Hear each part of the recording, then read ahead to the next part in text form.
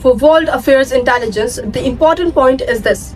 The Russia-Ukraine war is not only a war of territory, it is also a war of technology, data, production and adaptation. Drones are forcing militaries to rethink almost everything. They are changing how front lines work.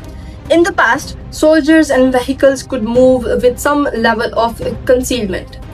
Today, drones make the battlefield more transparent. If a vehicle moves, it may be seen.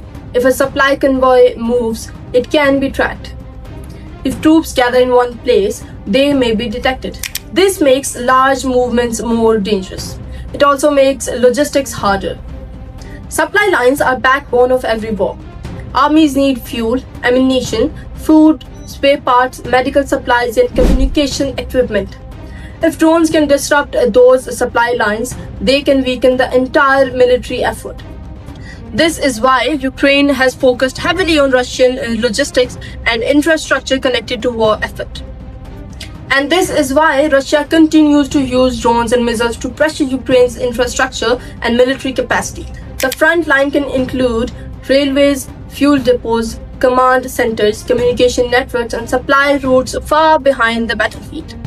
That is another reason drones matter. They extend the battlefield.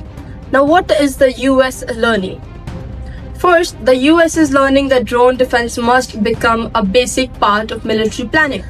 It is no longer enough to have advanced aircraft and missile systems. Military bases, ships, armored units, and supply lines all need protection from drones. Second, the US is learning that quantity matters. A few expensive systems may not be enough in a drone-heavy conflict. Future wars may involve thousands of drones, decoys, sensors, and counter-drone systems. Third, the US is learning that production speed matters. If drones are being lost every day, countries need the ability to replace them quickly.